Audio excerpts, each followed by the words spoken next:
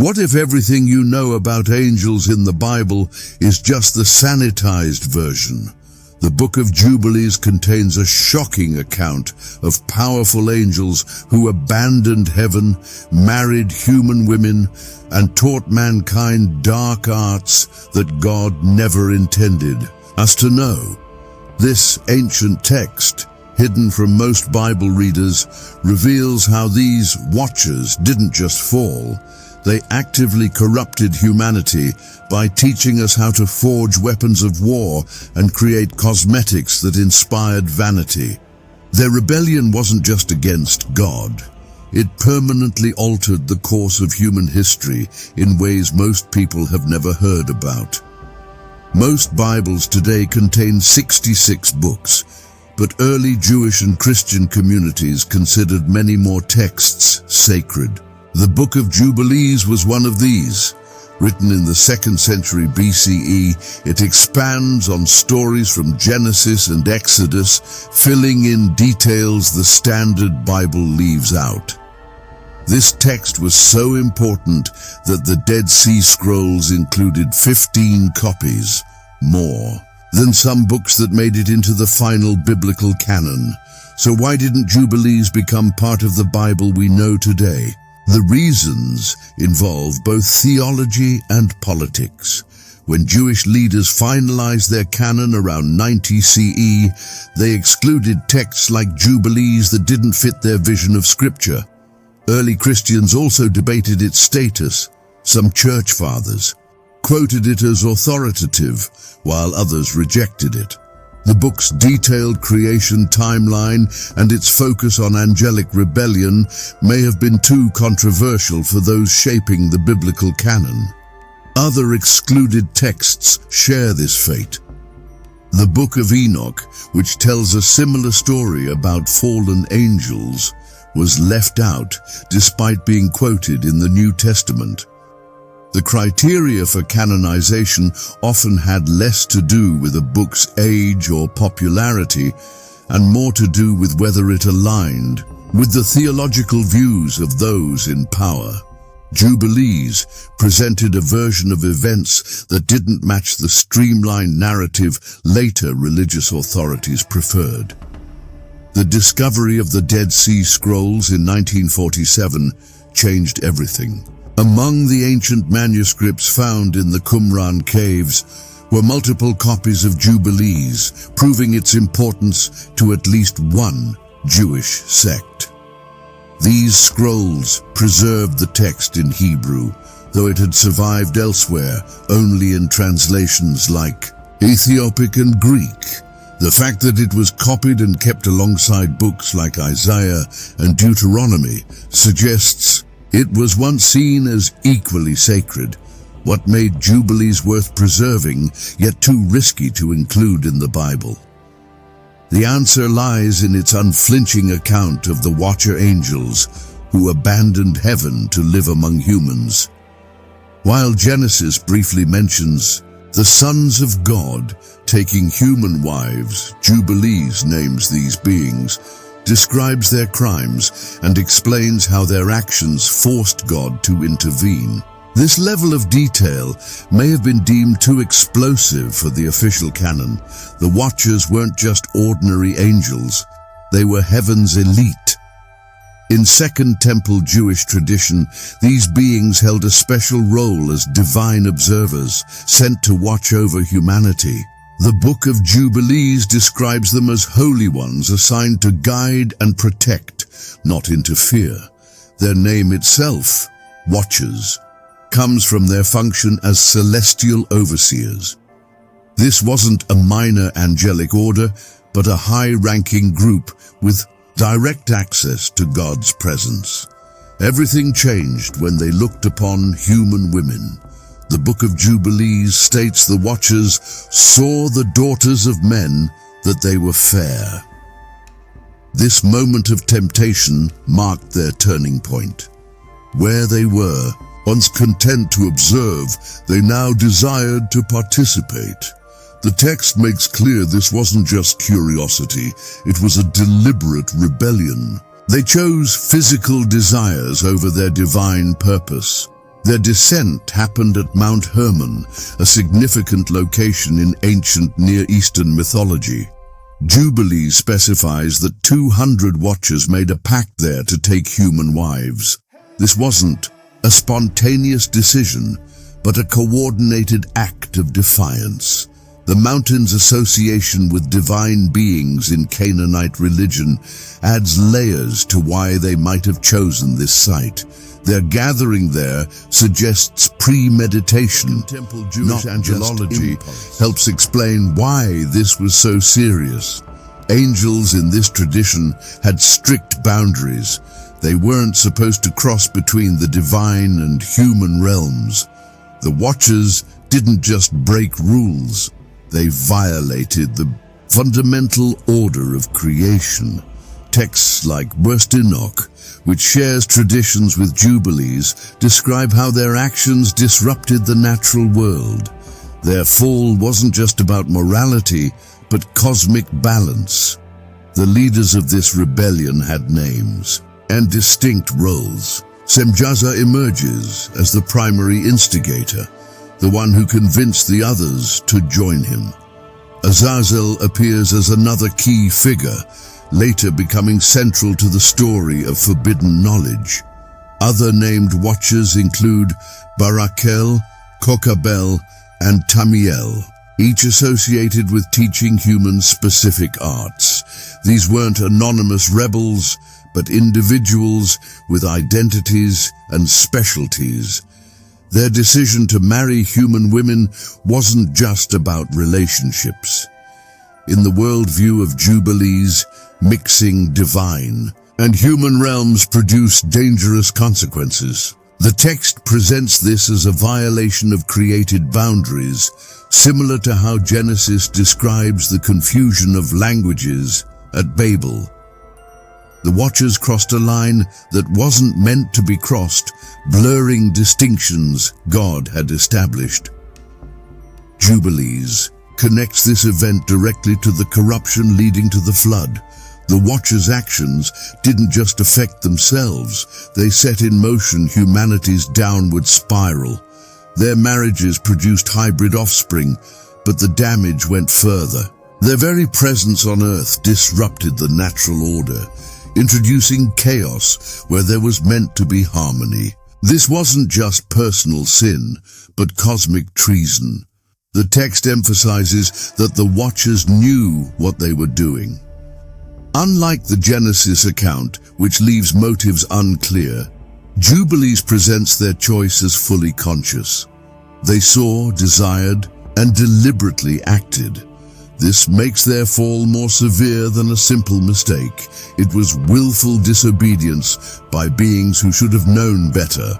Their high status made their rebellion more consequential than if lesser angels had done the same. Their story reflects broader Second Temple Jewish concerns about boundaries. During this period, Jewish writers often explored themes of proper worship, purity, and separation. The Watchers' narrative served as a cautionary tale about what happens when those boundaries break down.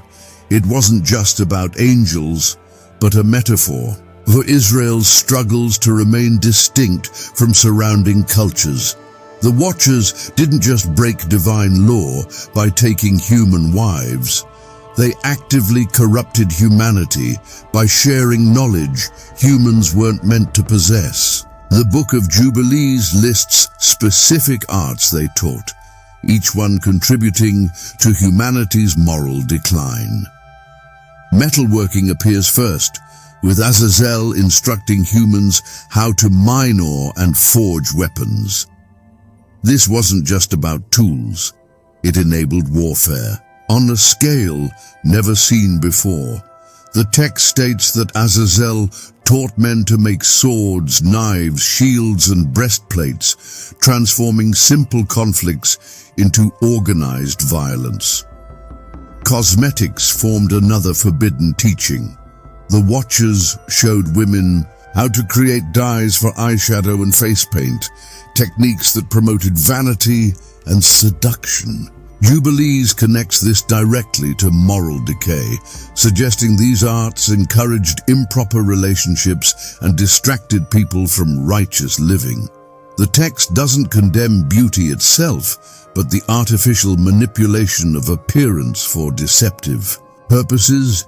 These weren't harmless skills. They altered social dynamics in ways that disrupted community bonds.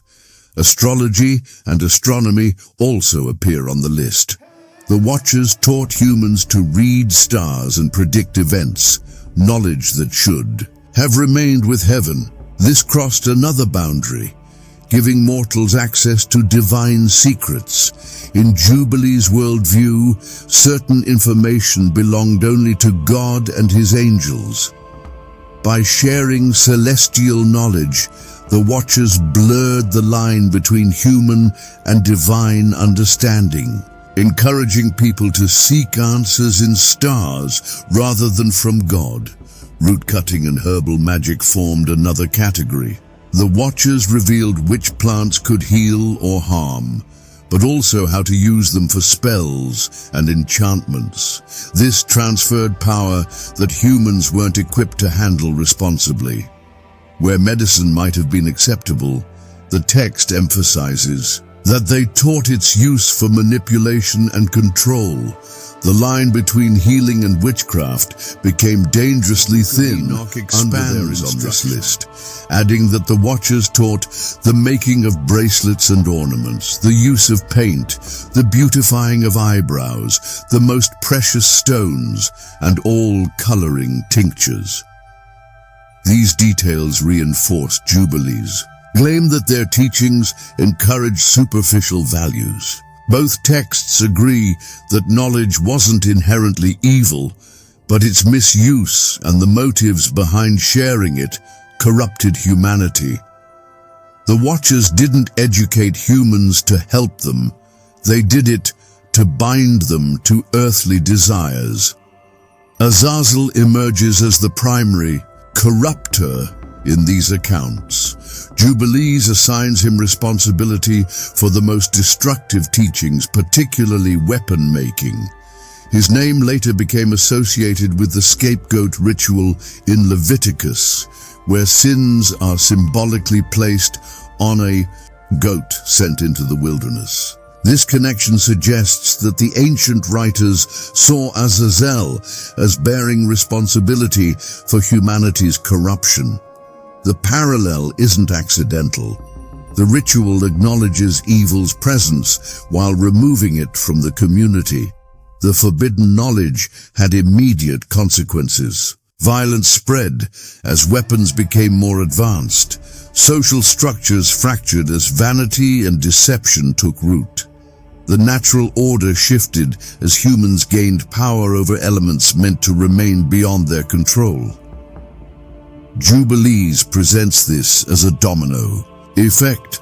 Once the Watchers shared one secret, others followed, each one further distorting God's original design for humanity. These events explain why the flood became necessary. The text makes clear that humanity's wickedness wasn't just about moral failure. It stemmed from knowledge they shouldn't have possessed. The Watchers didn't just disobey, they weaponized divine secrets against creation itself. Their teachings gave humans tools to accelerate their corruption, making the world's state irredeemable without drastic intervention. Enochian literature supports this timeline.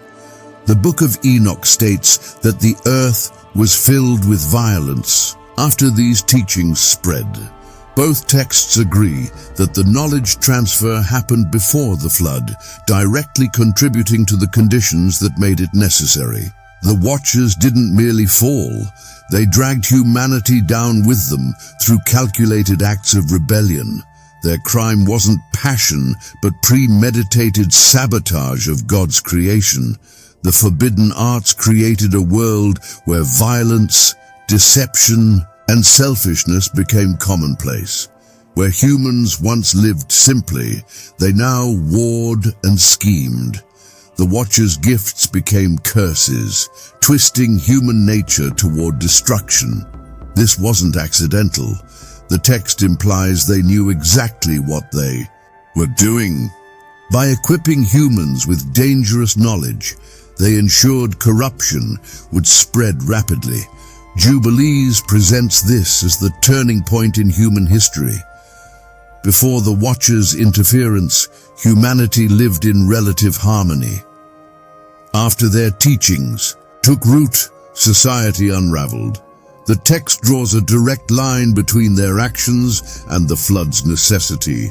God didn't send the waters because people were merely sinful. He did it because they had become irredeemably corrupted by knowledge they were never meant to possess. The offspring of the Watchers and human women weren't ordinary children. They were the Nephilim, beings of unnatural size and strength. The Book of Jubilees describes them as giants who grew according to their greatness, implying their growth never stopped. Ancient texts suggest they reached heights that made normal humans seem like grasshoppers in comparison. Their physical power matched their size, allowing them to perform feats beyond human capability. This wasn't just impressive stature. It was a fundamental difference in their very nature. These hybrid beings quickly became tyrants. The Book of Jubilees states they devoured all the toil of men, taking whatever they wanted by force. Their supernatural abilities made resistance impossible for ordinary humans. The text paints them as violent oppressors who began to sin against birds, beasts, reptiles, and fish, suggesting they tormented animals as well as people. Their actions went beyond typical cruelty. They seemed to take pleasure in destruction for its own sake. The violence escalated rapidly.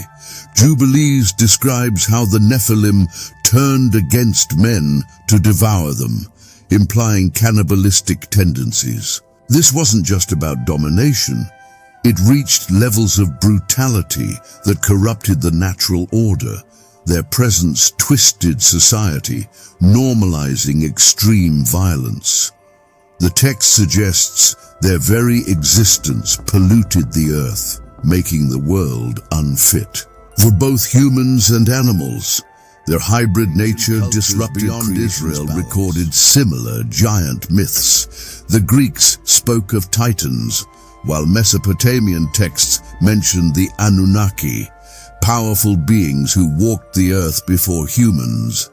These parallels suggest the Nephilim story wasn't isolated to Jewish tradition. Multiple cultures preserved memories of unnatural beings interacting with early humanity.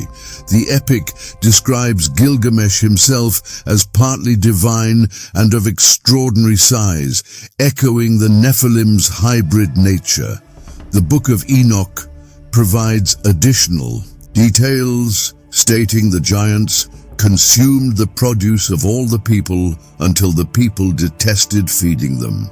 This economic oppression matches Jubilees' account of their tyranny. Both texts agree the Nephilim didn't contribute to society, they only took. Their appetites grew until they turned on humanity itself. The texts present this as the final straw before divine intervention became necessary. What happened to these beings when the flood came? Jubilees suggests most perished in the waters, but hints some might have survived. The text states that God made a decree against them that they should be wiped out from the earth, implying special attention to their destruction. Yet later Jewish traditions claim some Nephilim escaped complete annihilation. The Book of Enoch mentions their spirits remained after death, becoming evil spirits that plagued humanity. This transition from physical giants to spiritual entities explains much about later demonology. Jubilees connects these spirits to ongoing human suffering, suggesting they continue influencing the world invisibly. The text states they lead people astray and destroy, maintaining their destructive nature even without physical form. This bridges the gap between the pre-flood world and later accounts of demonic activity. The Bible itself references post-flood giants like Goliath, raising questions about how they survived. Some scholars suggest the Nephilim bloodline persisted through Noah's daughters-in-law, though Jubilees doesn't confirm this. Others propose that new angelic rebellions occurred after the flood, creating fresh generations of hybrids. The text remains ambiguous, allowing for multiple interpretations about their continued presence. Jewish tradition developed detailed accounts of these evil spirits. They became associated with specific types of harm. Some caused illness, others inspired violence or sexual immorality. This classification system mirrors the Watcher's specialized knowledge, suggesting the spirits carried their father's corrupting influence. The Testament of Solomon, a later text, describes how demons boast about which human vices they control, continuing the Nephilim legacy of corruption. The connection between Nephilim and demons appears in New Testament writings too. When Jesus encounters demon-possessed individuals, some scholars see echoes of the ancient giant problem. The Gospels describe particularly violent cases where possessed people exhibit supernatural strength, a possible nod to their Nephilim origins. This creates theological continuity between the Watcher's rebellion and later spiritual warfare concepts. Modern archaeology fuels speculation about giant races. Some point to oversized skeletal remains reported in 19th century newspapers, though most lack scientific verification. Others note megalithic structures like Baalbek's massive stone blocks, wondering if legends of giants helped explain their construction. While concrete evidence remains elusive, the persistence of these stories across cultures suggests something beyond mere myth. The Nephilim's transformation into evil spirits solves a theological problem. How could purely spiritual beings interact with the physical world? Their hybrid origin explains it. As part angelic, part human entities, they bridge the spiritual and physical realms even in death. This makes them uniquely suited to influence both, unlike pure angels or ordinary humans. Their intermediate state allowed continued corruption. After their physical the full consequences of their rebellion, they begged for mercy. The Book of Jubilees describes how they asked that their sins might be forgiven, appealing to God's compassion. But their plea came too late. They had crossed a line that couldn't be uncrossed. The text states that God refused their request, declaring they would have no peace or forgiveness. This rejection wasn't arbitrary. It reflected the severity of their crimes against creation itself. Their punishment needed to match the scale of their corruption. The sentence passed on them was imprisonment, not annihilation. Jubilees specifies they were bound in the depths of the earth rather than destroyed. This detail matters. Eternal confinement served a greater purpose than simple execution. The text mentions places of darkness prepared specifically for their kind, suggesting customized punishment. Their prison wasn't just physical, it cut them off completely from the divine presence they once enjoyed. This eternal separation constituted a fate worse than death for beings created to dwell in God's light. Jubilees provides precise details about their imprisonment that other texts omit. It states they were held in the great abyss that is in the dark place, a location associated with both physical and spiritual isolation. The description implies multiple layers of containment, not just underground, but in a specially designated zone of darkness. The text also notes they were bound with chains of iron, though whether these were literal or symbolic remains unclear. What's certain is that their confinement was absolute and inescapable. The timing of their punishment carries significance too. Jubilees state they were imprisoned until the day of judgment, implying their sentence wasn't final. This temporary confinement points toward a larger eschatological framework. Their ultimate fate would be decided later. The text creates suspense by not revealing what would happen at that judgment, only that it was coming. This aligns with apocalyptic literature's tendency to defer final justice to a future reckoning. The New Testament echoes this concept of imprisoned spirits. 2 Peter 2:4 references angels who sinned, whom God cast down to hell and committed to chains of gloomy darkness. The parallel with Jubilees' account is striking. Both describe rebellious angels bound in darkness, awaiting judgment. Jude 6 adds, they're kept in eternal chains under gloomy darkness until the judgment of the great day. These references suggest early Christians knew traditions about the Watcher's fate, similar to the Jubilees version. The location of their prison also appears in Revelation. The bottomless pit mentioned in Revelation 9:1-2 matches Jubilees, a great abyss. Both serve as holding places for supernatural beings removed from active influence on earth. The consistency across texts indicates a shared understanding about where such rebels belonged. Not destroyed, but contained away from creation they could corrupt further. Why imprison rather than destroy them? Jubilees imply their continued existence served as a warning.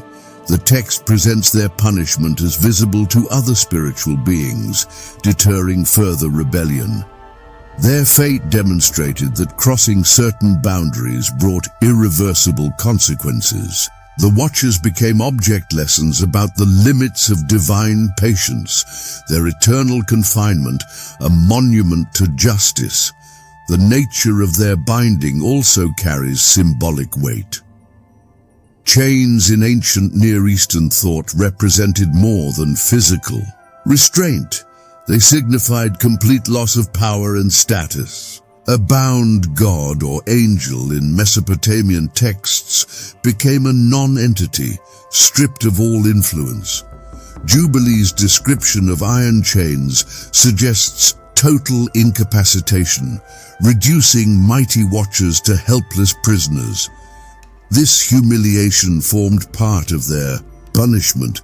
Beings once glorious now sat in darkness, unable to act. Their imprisonment timeline also matters. Jubilees place their binding after the flood, but before the final judgment, creating an intermediate state.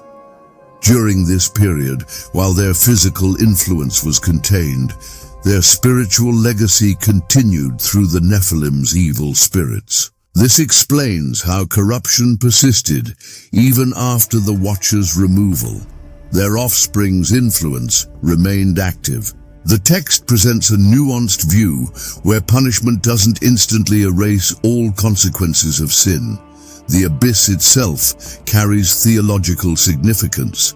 In Jewish cosmology, it represented the opposite of heaven, maximum distance from God's presence. While Sheol was the general afterlife, the abyss was reserved for the worst offenders.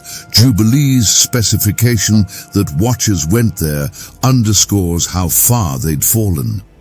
Their confinement wasn't just about restraint, but about placing them where. Their corruption could develop this concept further. When Jesus encounters a demon-possessed man in Luke 8:31, the demons beg not to be sent into the abyss.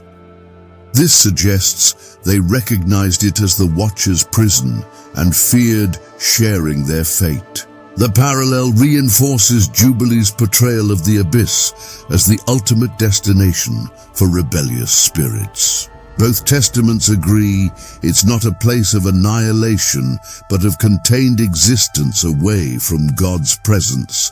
The Watcher's punishment also establishes a pattern for divine justice. Jubilees shows that rebellion against God's order brings proportionate consequences. Their high status meant their fall was greater and their punishment more severe than ordinary sinners. The text implies that with greater privilege comes greater responsibility and greater accountability when that trust is broken. Their story serves as a cosmic example of justice served. Genesis gives us just 6 cryptic verses about the sons of God taking human wives, but Jubilees spends entire chapters detailing the Watchers' rebellion. The difference isn't just length, it's perspective. Where Genesis mentions the Nephilim briefly, Jubilees names their angelic fathers, lists their crimes, and explains how their actions forced God to send the flood. This isn't a simple expansion. It's a fundamentally darker version of events that Genesis only hints at. The motives in each account differ significantly. Genesis 6:2 states that the sons of God saw that the daughters of humans were beautiful, and they married any of them they chose. That's the entire explanation. Jubilees, however, describes a coordinated rebellion. It specifies that 200 Watchers made a pact on Mount Hermon to take human wives, led by named angels like Semjaza and Azazel. This wasn't spontaneous attraction, it was premeditated mutiny against divine order. Scholars have proposed several theories for why Genesis omits these details. Some suggest the later editors of Genesis trimmed the story to focus on human responsibility, rather than angelic influence. Others argue the Watcher's narrative contained elements too similar to pagan myths about gods mating with humans. By minimizing this aspect, Genesis could distinguish Israel's God from neighboring deities. The more elaborate version in Jubilees likely represents an earlier tradition that Genesis simplified. The consequences also play out differently. Genesis states the Nephilim were heroes of old, men of renown, which could imply admiration. Jubilees presents them unequivocally as violent tyrants who devoured all the toil of men. This isn't a minor difference. It changes how we understand why God sent the flood. In Jubilees, the Watchers and their offspring aren't just part of the problem. They're the primary cause of humanity's corruption. Theological agendas explain some variations. Jubilees emphasizes strict boundaries between heavenly and earthly realms, reflecting concerns of its Second Temple Jewish audience. Genesis, shaped by earlier traditions, focuses more on human wickedness generally. Jubilees uses the Watchers to explain evil's origin, while Genesis presents it as a human choice. These aren't contradictory, but they serve different purposes in their respective texts. The forbidden knowledge theme appears only in Jubilees and related texts like Enoch. Genesis mentions nothing about angels teaching humans metallurgy, cosmetics, or magic. This omission is significant. It removes the idea that evil entered the world through illicit divine revelations. Some scholars argue that Genesis editors wanted to emphasize human responsibility for sin rather than blame supernatural influences. The punishment narratives diverge too. Genesis simply states that God decided to wipe from the face of the earth the human race. Jubilees describes a multi-stage judgment, first binding the watchers in the abyss, then sending the flood to cleanse their corruption. This systematic approach reflects Jubilees' interest in divine justice mechanisms. Genesis presents a simpler cause and effect. Humans sinned, so God judged them. Calendar systems highlight another key difference. Jubilees organize its narrative around a strict 49-year Jubilee cycle, dating events precisely from creation. Genesis provides no such timeline for the Watcher's fall. This isn't just stylistic. It shows Jubilees using chronology to make theological points about God's ordered universe versus the Watcher's chaos. The Nephilim's fate receives more attention in Jubilees. Genesis implies they perished in the flood, but Jubilees suggests their spirits survived as demons that continued plaguing humanity. This explains the ongoing evil in a post-flood world, a problem Genesis doesn't address. Jubilees offers a comprehensive theory of evil's origins and persistence that differs markedly. Genesis, sons of God, are anonymous collective actors. Jubilees gives them names, ranks, and specialties. Azazel teaches weapon making, others teach astrology or herbal lore. This transforms them from vague, supernatural beings into individualized rebels with distinct crimes. The specificity makes their rebellion more concrete and terrifying. The scope of corruption varies between accounts. Genesis describes general human wickedness, with every inclination of the thoughts of the human heart was only evil all the time. Jubilees pinpoints exact corruptions, warfare from weapons knowledge, vanity from cosmetics, and deception from magic. This shifts the focus from innate human sinfulness to external corrupting influences. Scholars note Jubilees reflects concerns of its historical period. Written during the Hellenistic influence on Judaism, it may have used the Watchers to critique foreign knowledge systems. Genesis, composed earlier, didn't face these same cultural pressures. The different contexts explain why one text develops the Watcher's theme while the other minimizes it.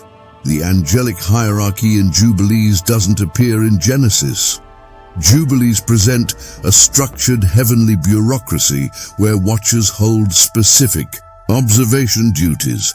Genesis implies no such organization. Its sons of God seem to act independently.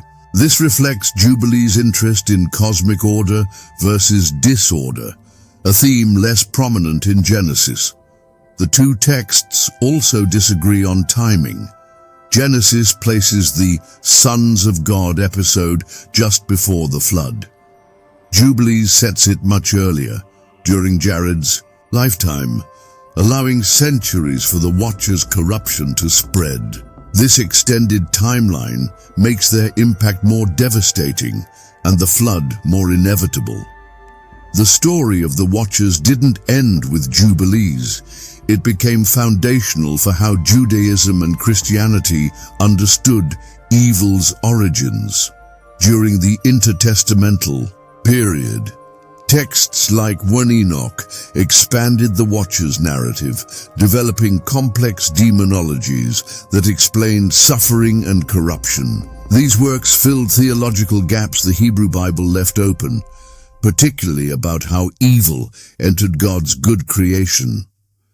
The Dead Sea Scrolls show that the Qumran community studied these traditions seriously, blending them with biblical texts to form a comprehensive worldview. Their writings reference the Watchers frequently, proving these ideas influenced at least one major Jewish sect before Christianity emerged.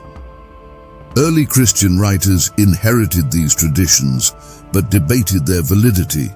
Some church fathers like Justin Martyr and Tertullian accepted the Watcher's story as factual.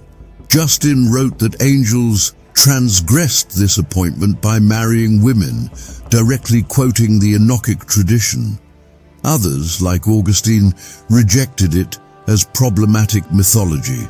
In The City of God, Augustine argued the sons of God in Genesis 6 were righteous human descendants of Seth, not angels. This debate wasn't academic. It shaped how Christians understood Satan's forces and humanity's vulnerability to supernatural evil. Those who accepted the Watcher's story had a ready explanation for demonic activity. Those who rejected it needed alternative theodicies. The Watcher's tradition deeply influenced the developing Satanology. Before this narrative emerged, the Hebrew Bible presented Satan as a heavenly accuser, not a rebel leader. The Watcher's story provided the missing link. It showed how divine beings could choose evil and organize opposition to God. Early Christian writers adapted this framework, casting Satan as the ultimate watcher who led others astray. The New Testament references to imprisoned spirits in 2 Peter and Jude draw directly from this tradition, showing its influence on apostolic teaching. This transformed Satan from a minor biblical character into the arch-rebel commanding fallen angels, a concept central to later Christian theology. Medieval Christianity preserved Watcher's lore through demonology manuals and art. Church frescoes depicted the angelic fall, often blending Genesis and Enochic elements. The Malleus Maleficarum, the infamous witch-hunting manual, cited Watchers as proof that supernatural beings could teach humans dark arts. This shows how the tradition remained active centuries after Jubilees was excluded from canons. Even when the text itself wasn't read, its concepts permeated Christian thought about evil's origins and operations. The Watchers became archetypes for how pure beings could corrupt themselves and others. A cautionary tale for monastic warfare movements continue this legacy. Charismatic Christians who confront territorial spirits and demonic strongholds often reference Watchers' theology, whether they realize it or not. The idea that certain evils have supernatural architects rather than just human causes comes straight from Jubilees and related texts. Some deliverance ministries specifically name Watchers as behind generational curses or cultural sins. This application shows how an ancient Jewish text still shapes contemporary Christian practice, even among groups unaware of its origins. The framework Jubilees established, that evil entered the world through organized angelic rebellion, remains operative in these circles. Academic theology has rediscovered the Watchers tradition too. 20th century scholars like G.H. Pember and Merrill Unger incorporated it into their studies of biblical evil. More recently, researchers like Michael Heiser have used Watchers theology to explain puzzling biblical passages about divine beings. This scholarly revival treats Jubilees not as scripture, but as an important witness to Second Temple Jewish thought, the cultural context that birthed Christianity. Understanding the Watchers helps explain why New Testament authors assumed their audiences knew about rebellious angels and their influence. The Eastern Orthodox Church never entirely abandoned the Watchers tradition. Some Orthodox theologians still reference the Enochic accounts sympathetically, seeing them as valuable though non-canonical. This contrasts with Western Christianity's general rejection of the material after Augustine. The difference shows how the same tradition can be received differently across Christian traditions. What one branch dismisses as dangerous speculation, another preserves as helpful spiritual insight. The Orthodox approach allows them to maintain concepts like the pre-flood angelic rebellion without requiring strict literalism about texts like Jubilees. Jewish mysticism developed its own watchers, traditions through Kabbalah. The Zohar and other texts speak of corrupted Sephirot and Klippot, broken divine sparks that became demonic forces.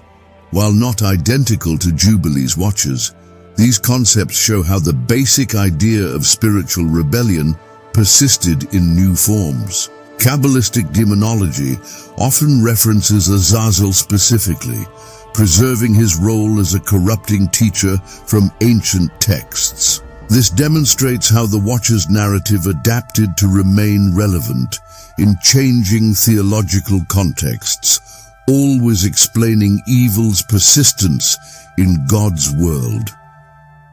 The Book of Jubilees nearly disappeared from history because it contradicted mainstream religious authorities. When Jewish leaders finalized the Hebrew canon around 90 CE, they excluded texts like Jubilees that didn't align with their theological vision. Early Christian communities followed suit, while some church fathers referenced Jubilees, most rejected its authority. The book survived primarily in Ethiopic Christian tradition, forgotten elsewhere until the Dead Sea Scrolls rediscovery. This wasn't accidental neglect, but deliberate exclusion by those shaping official scripture. Several factors made Jubilees problematic for canon compilers. Its detailed angelology conflicted with developing monotheistic orthodoxy. The text's emphasis on watchers corrupting humanity shifted blame from human sinfulness, a concept central to both Rabbinic Judaism and early Christianity. Jubilees also presented a strict solar calendar that challenged the lunar-based systems adopted by mainstream Judaism. These differences weren't minor theological points, but fundamental challenges to emerging religious authority. Political considerations also played a role. After the temple's destruction in 70 CE, Rabbinic Judaism sought to consolidate texts that supported synagogue-based worship. Jubilees' priestly perspective and temple-centric theology became liabilities rather than assets. The book's association with marginalized groups like the Qumran community further damaged its standing. Mainstream Judaism needed texts that unified survivors, not writings linked to defeated sects. Followed similar logic. As the church distanced itself from its Jewish roots, texts like Jubilees that blurred the lines between testaments became inconvenient. Church leaders preferred scriptures that supported Christian claims about Jesus rather than complex Jewish apocalyptic works. The Watcher's narrative also created theological problems. If angels could corrupt humanity so completely, it complicated doctrines about Christ's redemptive work. Simpler explanations of evil's origins served developing orthodoxy better. Canon formation debates revealed deeper reasons for Jubilees' exclusion. Early Christian lists like the Muratorian fragment omit it entirely. Church fathers like Jerome and Augustine dismissed extra-biblical Jewish texts as unreliable. The criteria for canonization, apostolic authority, widespread use, and theological consistency worked against Jubilees. Its limited circulation outside Ethiopia and controversial content made it easy to exclude once decisions were finalized. The content itself may have been too explosive for its time. Jubilees presents a world where divine beings directly interfere in human affairs, teaching forbidden knowledge, and fathering hybrid offspring. This challenged developing notions of God's sovereignty and the boundaries between spiritual and material realms. The text's unflinching account of heavenly rebellion raised uncomfortable questions about how evil could emerge in God's ordered creation. Questions religious authorities preferred to leave unanswered. Jubilees also undermined developing power structures. Its priestly perspective and emphasis on direct divine revelation threatened emerging rabbinic and episcopal authorities. The book claims to be dictated to Moses by an angel, bypassing traditional chains of authority. This made it dangerous to institutions building their legitimacy on established interpretive traditions. Texts requiring less explanation and fewer specialist interpreters were safer choices for canon compilers. The Dead Sea Scrolls discovery forced scholars to reconsider Jubilees' importance. Finding multiple copies among these ancient manuscripts proved that the text was widely read and respected in Second Temple Judaism. The scrolls showed Jubilees wasn't a fringe work, but part of mainstream Jewish thought before the canon closed.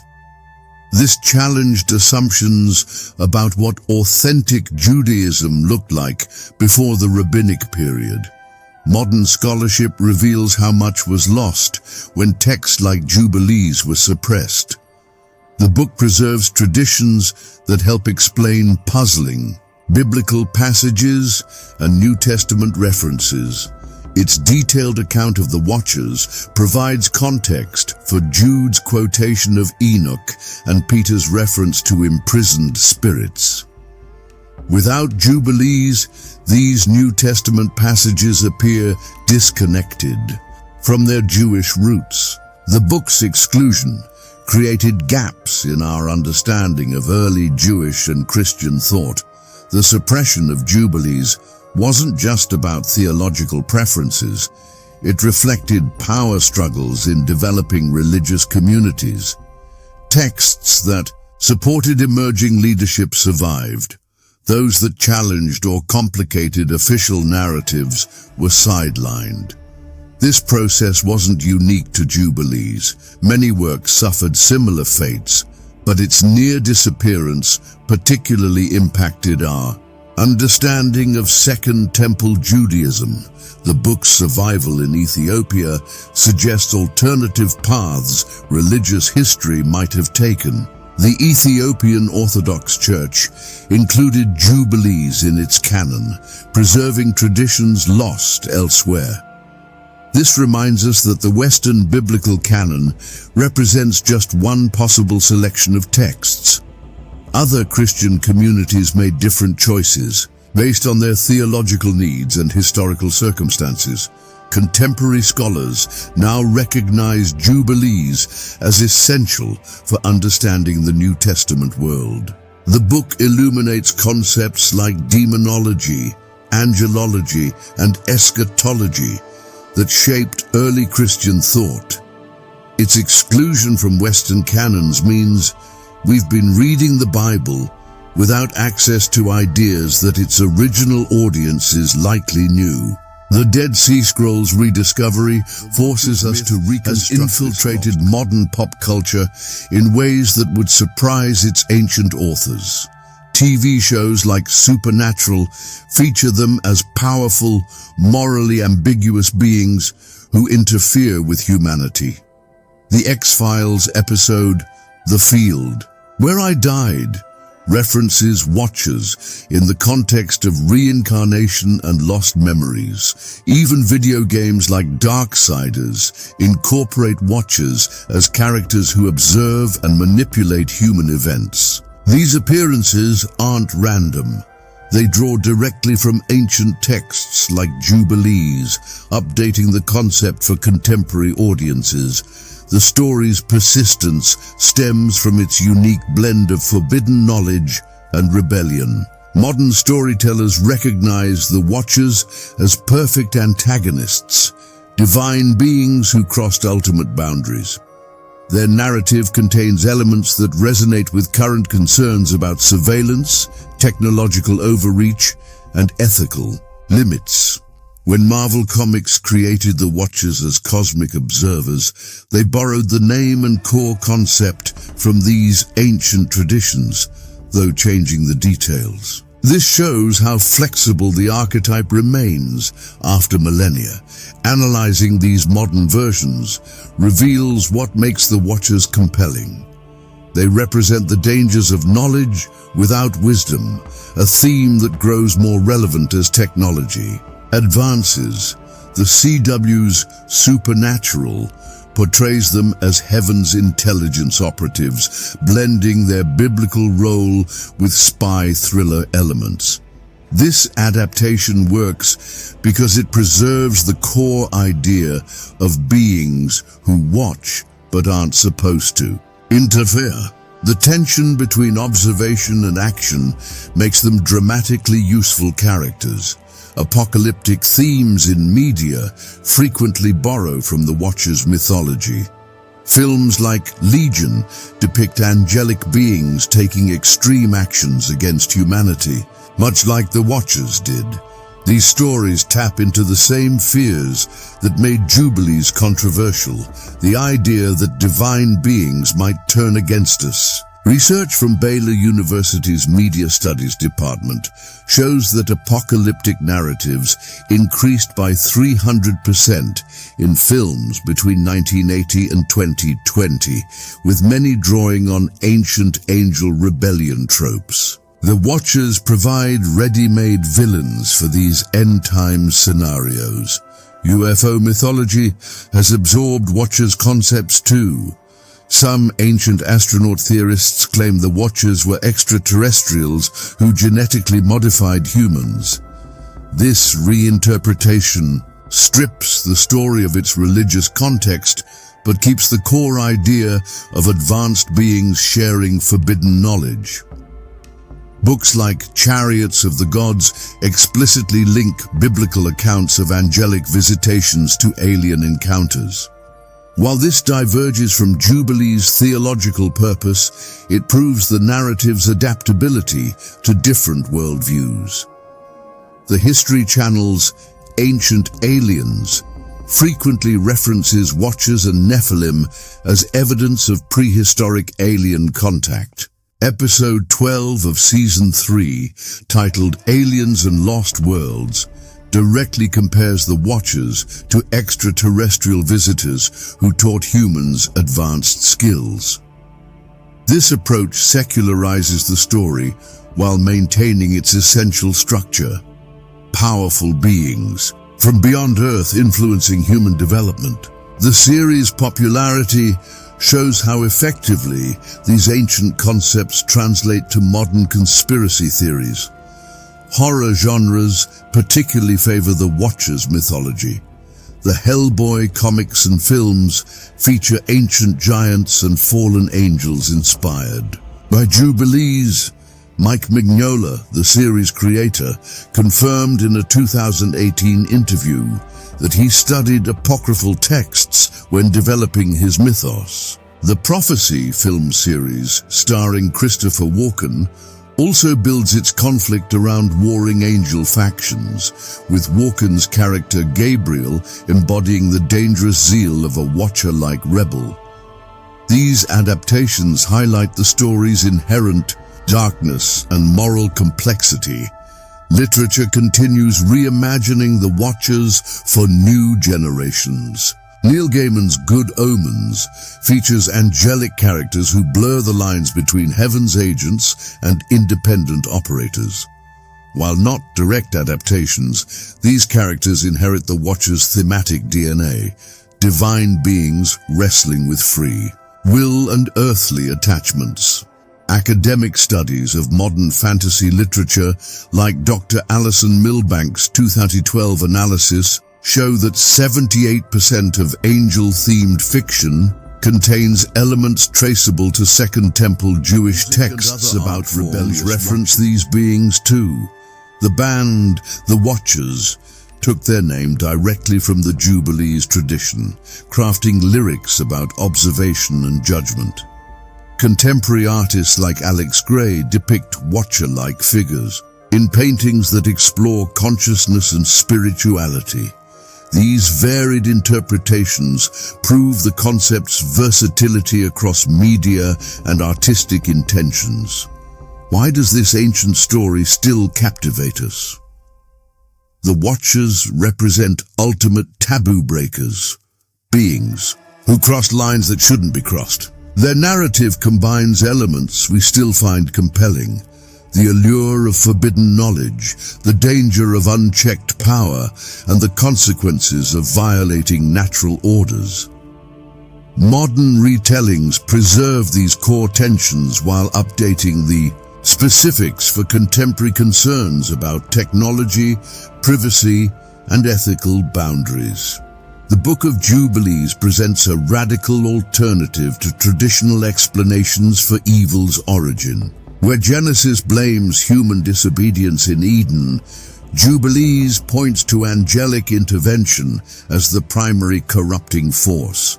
This isn't just a different emphasis, it's a fundamentally distinct theodicy. The text claims the Watchers taught men to make swords and knives and shields and breastplates before the flood, introducing violence as a learned behavior rather than an innate human tendency. This shifts responsibility from Adam's descendants to supernatural beings who crossed divine boundaries. Traditional Christian theology traces all sin back to Adam's fall. Romans 5:12 states, "Sin entered the world through one man, establishing humanity's culpability." Jubilees complicates this by inserting the Watchers as intermediaries between Eden's fall and human wickedness. The text suggests that corruption spreads through taught behaviors rather than inherited nature alone. This creates a two-stage model of evil's emergence, first through human choice in Eden, then through angelic corruption afterward. The implications challenge standard doctrines about original sin and human responsibility. Scholars remain divided about how to reconcile these accounts. Dr. Michael Heiser argues that Jubilees preserves an authentic ancient tradition that Genesis simplified. His research shows multiple Second Temple texts share Jubilees' emphasis on angelic corruption, suggesting it was a widespread belief. Other theologians like Dr. John Walton maintain that Genesis presents the complete picture, with Jubilees adding speculative details. This debate isn't academic. It affects how we understand evil's nature and God's response to it. The Watcher's narrative raises difficult questions about free will. If angels forcibly corrupted humanity through forbidden teachings, how much blame falls on humans themselves? Jubilees describes people as victims of supernatural manipulation, learning violence and deception from divine beings they couldn't resist. This contrasts with Genesis's portrayal of humans making independent sinful choices. The difference matters for theodicy, the attempt to reconcile evil with God's goodness. Jubilees' version spreads responsibility across both heavenly and earthly actors.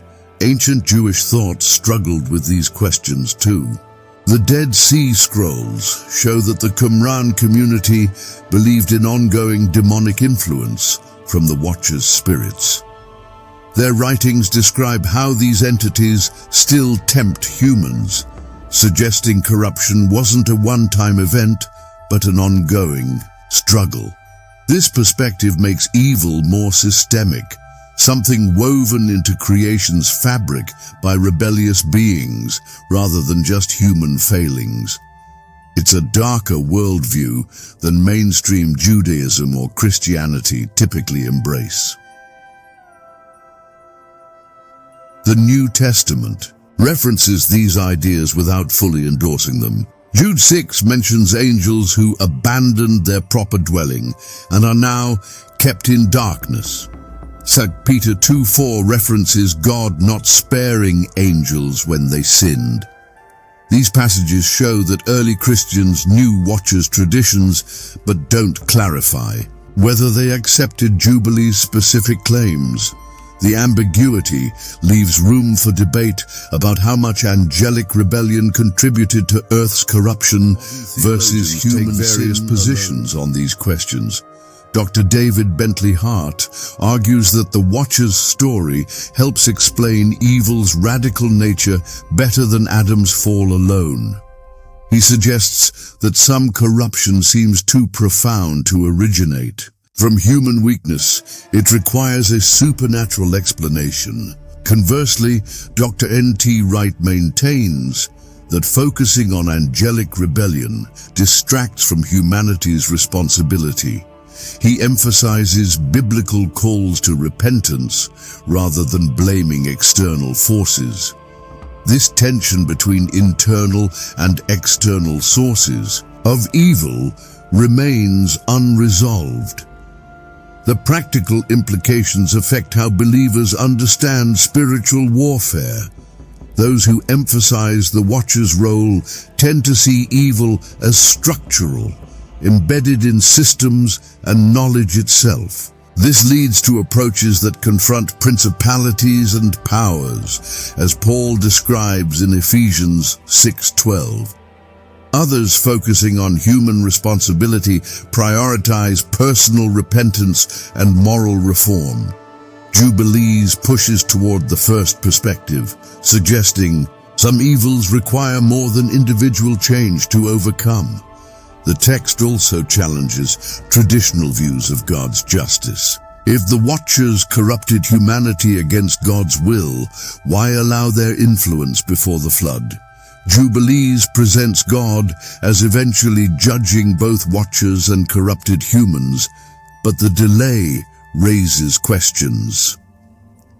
The book's answer involves complex concepts about predetermined times for judgment, a theme in apocalyptic literature. This differs from Genesis's simpler cause and effect structure, where human wickedness directly prompts a divine response. Original sin doctrine looks different. Through Jubilees' lens, Augustine's formulation emphasizes guilt inherited from Adam, but Jubilees suggests corruption came through education and environment too. This aligns somewhat with Eastern Orthodox views that stress sin's consequences rather than guilt. The Watchers' teachings created a world where violence and deception became normalized, a social inheritance rather than just biological. This perspective resonates with modern understandings of how trauma and systems affect behavior. The Nephilim's role further complicates matters. Jubilees describes them as hybrid beings whose very existence polluted creation. Their violence wasn't just personal sin, but a disruption of the natural order. This introduces a category of evil beyond moral failure, something ontological. When God removes them in the flood, it's not just punishment, but cosmic house cleaning. Such concepts don't fit neatly into standard theological categories about sin's nature.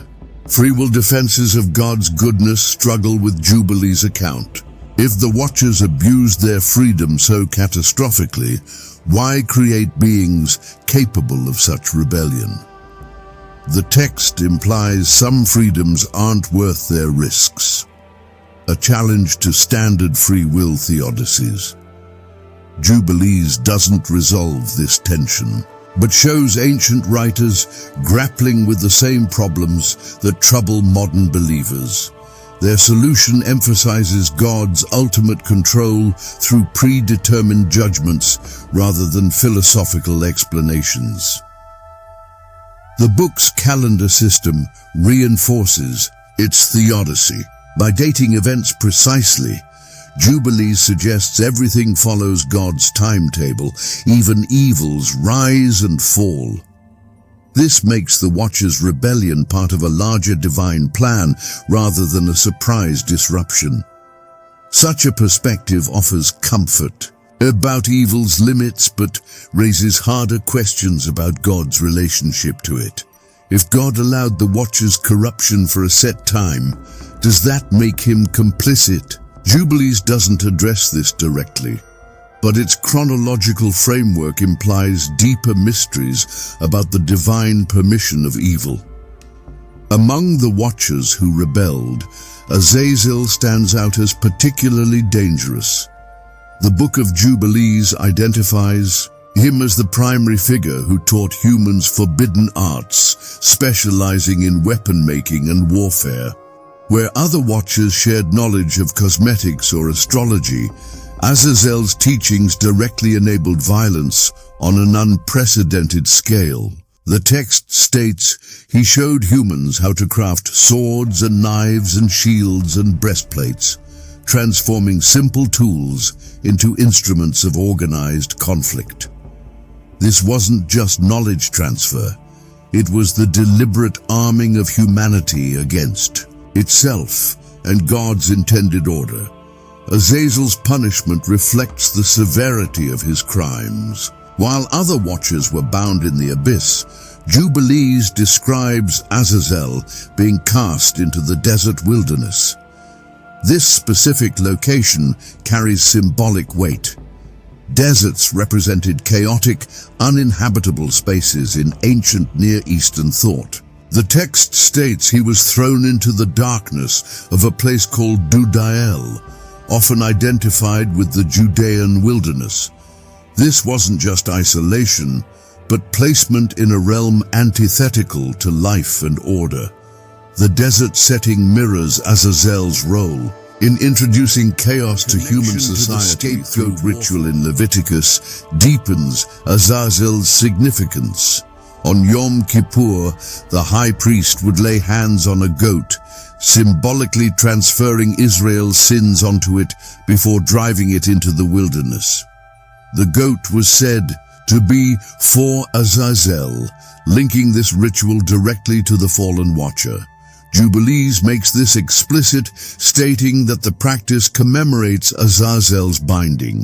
This transforms the scapegoat from a simple purification rite into a reenactment of divine judgment against the ultimate source of corruption. The parallel suggests that Azazel became a receptacle for humanity's collective sin. First, Enoch expands on Azazel's crimes, stating he taught men to make swords and knives and shields and breastplates, and made known to them the metals of the earth and the art of working them. This matches Jubilees' account, but adds detail about metallurgy. Both texts agree Azazel didn't just enable violence, he industrialized it. The emphasis on metalworking suggests he provided technological leaps that disrupted natural human development. This wasn't merely sharing information, but forcibly accelerating human capability in destructive directions. The name Azazel itself hints at his nature.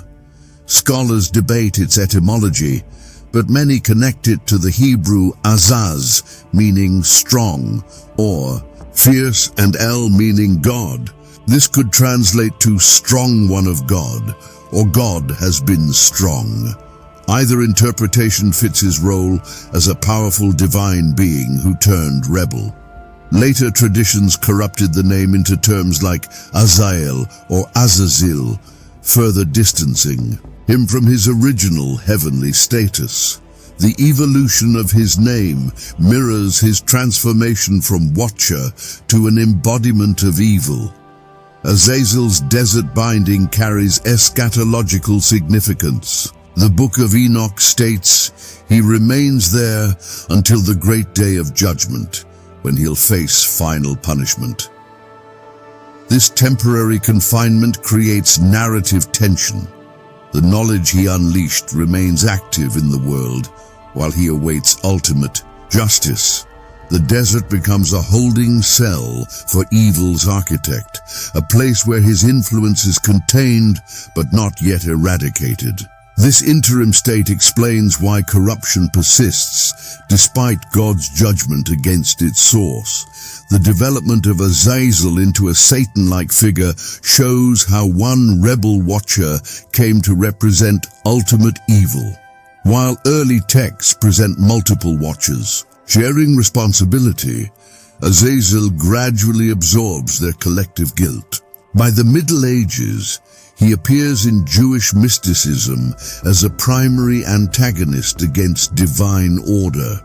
This consolidation reflects a theological need to personify evil's origin rather than distribute it across many beings. Azazel becomes the prototype for later Satan figures who lead rebellions against heaven. The scapegoat ritual's connection to Azazel suggests that ancient Jews saw evil as both internal and external. While the goat carries away Israel's sins, it goes specifically to Azazel's domain. This implies that some corruption originates beyond human failing. It has supernatural roots requiring supernatural solutions. The ritual doesn't just cleanse the community, but symbolically returns evil to its source. This twofold understanding of sin's origin persists in Judaism's balance between personal responsibility and acknowledgement of external spiritual forces. Azazel's teaching role sets him apart from other watchers. Where some shared relatively benign arts like astronomy, his knowledge directly enabled oppression. The weapons he introduced created power imbalances that corrupted social structures. This makes his crime systemic rather than personal. He didn't just tempt individuals, but reshaped entire societies toward violence. The text implies this required special punishment because its consequences were more far-reaching than other watchers' transgressions. The geographical specificity of Azazel's punishment matters. Dudael's location in the Judean wilderness places it within Israel's sacred landscape, but outside inhabited areas.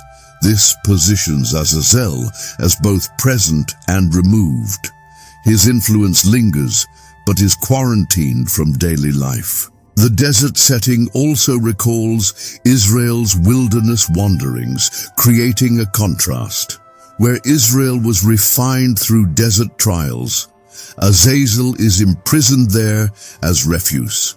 The same environment that prepared God's people for promise becomes the holding cell. Christian demonology absorbed Azazel's characteristics into its Satan figure. The New Testament doesn't name Azazel directly, but describes Satan with similar imagery, bound for a time before the final judgment. This suggests the Azazel tradition influenced early Christian thought about evil's origins and limits. The parallel shows how Jewish apocalyptic concepts shaped developing Christian theology, even when specific names changed. Azazel's legacy persists in Christianity's understanding of evil as both personal force and systemic corruption. The Book of Jubilees presents a carefully structured timeline leading to the end times, dividing history into Jubilee cycles of 49 years each. This chronological system doesn't just organize past events, it points toward future ones. The text implies that history follows a predetermined divine plan culminating in final judgment. Unlike later apocalyptic works, Jubilees avoids the dramatic imagery of beasts and trumpets. Instead, it builds tension through its meticulous dating system, suggesting that everything progresses toward an inevitable conclusion. The Watchers' rebellion fits into this timeline as the first major disruption of God's order, setting in motion events that must play out before restoration. Central to Jubilees' eschatology is the concept of the Watchers' eventual return. The text states they remain bound until the day of the Great Judgment, implying their release will precede the end. This detail connects to later Jewish and Christian traditions about evil's escalation before the final reckoning. The Dead Sea. Scrolls community, who preserved Jubilees, expected a final battle between the sons of light and the sons of darkness, a conflict that may have drawn on Jubilees' framework. The Watchers' return would signal the last stage of this cosmic struggle, their temporary freedom, allowing one final outburst of corruption before permanent judgment. The final judgment in Jubilees focuses on restoration as much as punishment. The text describes how God will create a new heaven and a new earth after dealing with the Watchers and their corrupted offspring. This vision parallels Isaiah's prophecies, but adds the specific element of resolving the Watchers' rebellion. The judgment isn't just about punishing wicked humans, but also about addressing the supernatural roots of evil introduced by the fallen angels. Jubilees suggests that creation cannot be fully renewed until this original corruption is decisively dealt with, a theme later expanded in the New Testament book of Revelation. Revelation's imagery of bound angels and final judgment draws from Jubilees and related Enochic traditions. When Revelation 20 describes Satan being bound for 1,000 years, it echoes Jubilees' account of the Watchers' imprisonment. The similarities go beyond general concepts. Specific details like the abyss as a holding place appear in both texts. This shows how Jubilees influenced developing Christian eschatology, even when its direct authority was rejected. The connections become clearer when comparing Jubilees' description of the Watchers' fate with Revelation's account of evil's ultimate defeat.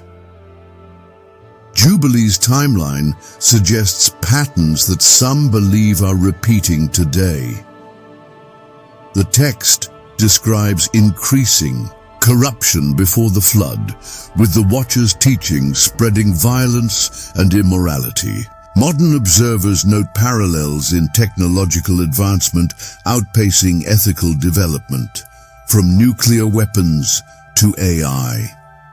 The book's framework implies such escalations might signal approaching judgment, though it avoids specific predictions. This open-ended quality allows each generation to see potential fulfillments while maintaining the text's ancient context. The concept of inherited corruption plays into Jubilees' end-time vision. The text states the Watchers' influence didn't end with the flood. Their spiritual offspring continued plaguing humanity. This suggests that evil accumulates across generations, building toward a final breaking point. The solution isn't just individual repentance but cosmic cleansing. Jubilees presents God's judgment as resetting systems corrupted by the Watchers, not just punishing individual sinners. This systemic view of evil distinguishes it from more personalistic apocalypses. Jubilees' solar calendar holds eschatological significance too. The text insists that proper timekeeping is essential for anticipating God's appointed seasons, including the end. The Qumran community took this literally, using Jubilees' calendar to calculate the Messiah's arrival. While modern readers may not follow such precise calculations, the underlying principle remains. History follows divine rhythms leading to a predetermined climax. The calendar becomes a countdown mechanism, its cycles marking progress of the post-judgment world, emphasizes restored boundaries. Where the Watchers blurred heavenly and earthly realms, the new creation reinstates proper separation. This suggests the end times will correct the cosmic disorder. Begun at Mount Hermon, the final state resembles Eden before the fall, not just morally pure but structurally sound, with each element in its rightful place. Jubilees implies the Watchers' rebellion introduced fractures in creation itself that only final judgment can repair. Scholars debate whether Jubilees expects a messianic figure to enact this judgment. The text doesn't describe a clear savior like the New Testament's Christ, focusing instead on God's direct intervention. This may reflect its pre-Christian composition or a deliberate avoidance of human agency in the final resolution. Either way, the emphasis remains on divine justice, addressing supernatural rebellion first, then human sin as its consequence. The sequence matters. The Watcher's judgment precedes humanity's renewal.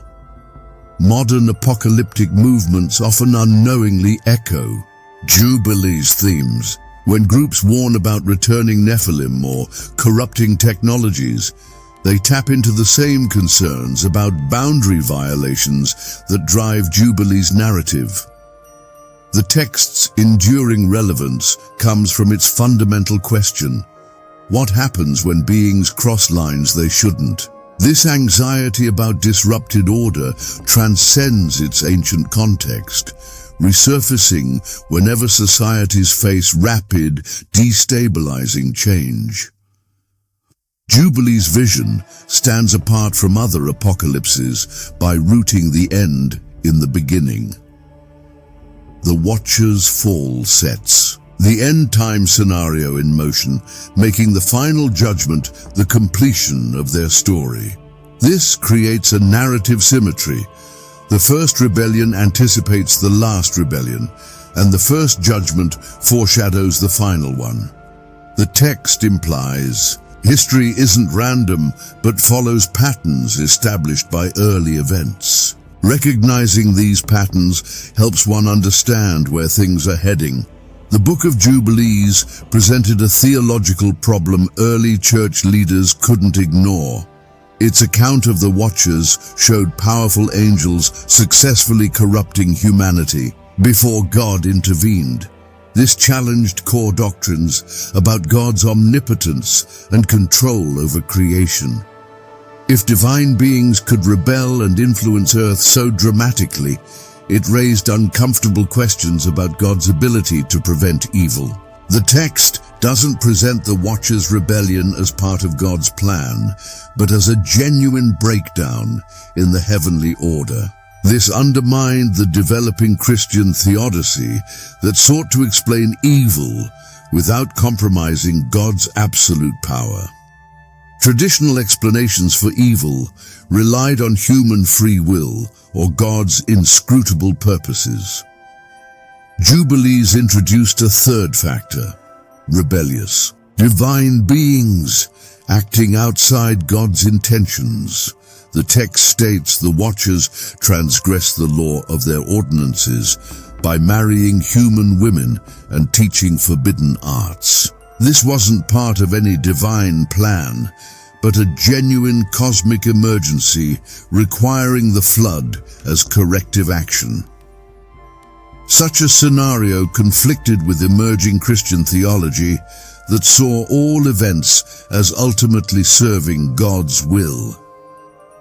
The book's unflinching portrayal of heavenly rebellion made it difficult to reconcile with doctrines of providence. The Watchers' successful corruption of humanity created another theological problem. Jubilees describes how they led astray those who dwelt on the earth through their teachings. This suggested that evil entered the world not just through human choice, but through supernatural interference. Early church fathers like Augustine rejected this view because it lessened human responsibility for sin. His doctrine of original sin required humans to bear full blame for their fallen state. Jubilees' alternative explanation threatened this carefully constructed theology by introducing external corrupting influences. The book's calendar system also challenged church authority. Jubilees presents a solar calendar as divinely ordained, conflicting with the lunar calendars used by both Jewish and Christian communities. This wasn't just a technical difference, it implied existing religious institutions had gotten something fundamentally wrong. When the church was establishing its authority in the 4th and 5th centuries, such challenges to tradition were dangerous. Texts that undermined consensus about sacred timekeeping could disrupt unified worship practices. Posed another threat. The text emphasizes direct angelic revelation to Moses, bypassing established religious hierarchies. Early church leaders building institutional authority found this emphasis on unmediated revelation problematic. The book's claim to be dictated by an angel of the presence suggested divine communication continued outside apostolic succession. This undermined developing church structures that positioned bishops as essential mediators of divine truth. The physical suppression of Jubilees followed patterns seen with other controversial texts. Church councils like Laodicea, 363 CE, and Carthage, 397 CE, established criteria excluding books that didn't align with orthodox teachings. While these councils didn't mention Jubilees by name, its absence from canonical lists suggests it fell victim to this filtering process. The Church didn't just reject Jubilees, it actively promoted alternative narratives that supported its theological positions. Augustine's interpretation of Genesis 6 as referring to Seth's descendants rather than angels became the preferred reading. The discovery of the Dead Sea Scrolls forced scholars to confront why Jubilees was suppressed, finding multiple copies. Among these, ancient manuscripts proved the text was widely read before canon decisions were made. The scrolls showed Jubilees wasn't marginal, but central to some Jewish groups' theology. This raised uncomfortable questions about how much diversity existed in early Judaism and Christianity before institutional authorities standardized beliefs. The recovery of Jubilees suggests the winning theological tradition may have been just one among several competing views. Modern parallels exist in how institutions handle challenging information. Just as early church leaders excluded Jubilees for its difficult teachings, contemporary organizations suppress ideas that threaten established power structures. The comparison isn't perfect. Ancient canon decisions involved complex theological considerations beyond mere control, but the pattern remains. Uncomfortable truths often get sidelined when they conflict with institutional needs. Jubilees serves as a case study in how religious authorities determine what counts as legitimate tradition. The book's treatment of the Watchers particularly troubled early Christians. By presenting them as teachers who shared genuine knowledge, Jubilees blurred the line between divine and demonic revelation. These complicated clear distinctions between good and evil that church leaders wanted to maintain. If fallen angels taught humans real skills like metallurgy, it suggested even corrupt beings could possess valuable knowledge. Such nuance didn't fit the church's developing demonology that painted all non-Christian spiritual forces as purely evil. Jubilees also challenged emerging Christian views about the end times. Its detailed chronology and emphasis on Jubilee cycles allowed readers to calculate dates for expected events. This ran counter to Jesus' statement that no one knows the day or hour of the end. The book's predictive framework risked encouraging speculation that church leaders wanted to discourage after several failed apocalyptic expectations in the 2nd century. Texts that fueled such calculations were often sidelined in favor of those promoting patient waiting. The book's exclusion wasn't just about content, but about control. Jubilees presented a version of sacred history that didn't require priestly or episcopal interpretation. Its straightforward narrative style made complex theological concepts accessible without mediation. This democratization of knowledge threatened religious authorities who positioned themselves as essential guides to Scripture. The Church's preference for texts requiring expert interpretation helped maintain its institutional role. The Watcher's story in Jubilees describes angels teaching humans advanced skills like metallurgy and astronomy. Some researchers suggest this could reflect ancient encounters with technologically advanced cultures. The ancient astronaut theory proposes that stories of divine beings sharing knowledge might preserve memories of real historical events. While controversial, this interpretation offers a different lens for understanding the Watcher's narrative. Archaeological evidence shows sudden technological advances in the ancient Near East. The Bronze Age saw rapid developments in metalworking around 3000 BCE, with new techniques appearing without clear evolutionary steps. The ancient city of Tel Hammukar in Syria shows evidence of early warfare technology dating to 3500 BCE. These findings align roughly with the timeline Jubilee suggests for the Watcher's intervention. While not proving the story true, they show the period did involve significant adds another dimension to the discussion. Some scientists point to unusual DNA sequences in ancient human remains as potential evidence of hybridization. A 2018 study in the journal Nature identified unknown human ancestry in genomes from the Caucasus region. While mainstream science explains this through undiscovered human groups, alternative theorists suggest it could support the Nephilim hybrid concept. The truth remains unclear, but the genetic anomalies are real. The Book of Enoch describes the Watchers teaching the cutting of roots and herbs alongside metalworking. Interestingly, archaeological records show medicinal plant use increased dramatically during the same period as metallurgy advances. The Shanidar cave in Iraq revealed early evidence of systematic herbal medicine dating to the correct era. This parallel between ancient texts and material evidence raises questions about how such knowledge developed so quickly. Ancient megalithic structures also fuel speculation.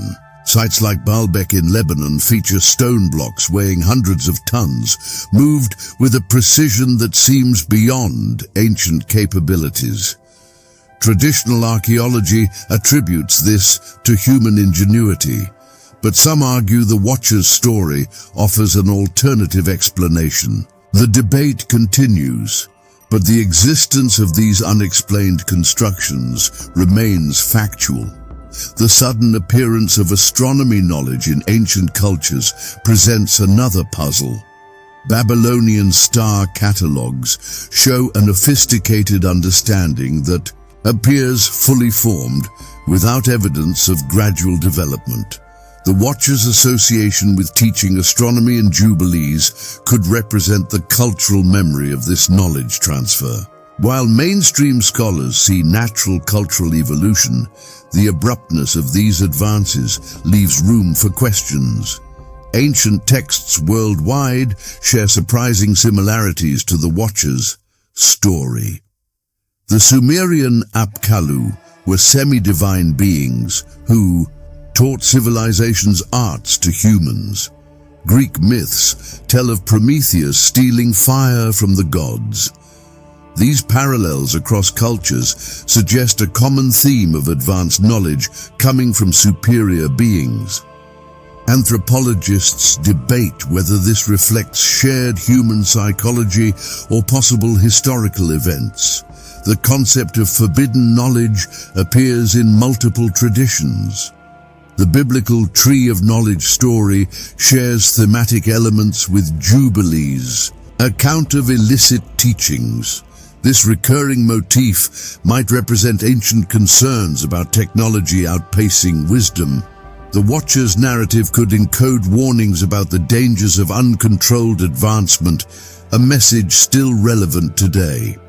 Mainstream archaeology acknowledges periods of rapid technological change, but attributes them to human innovation.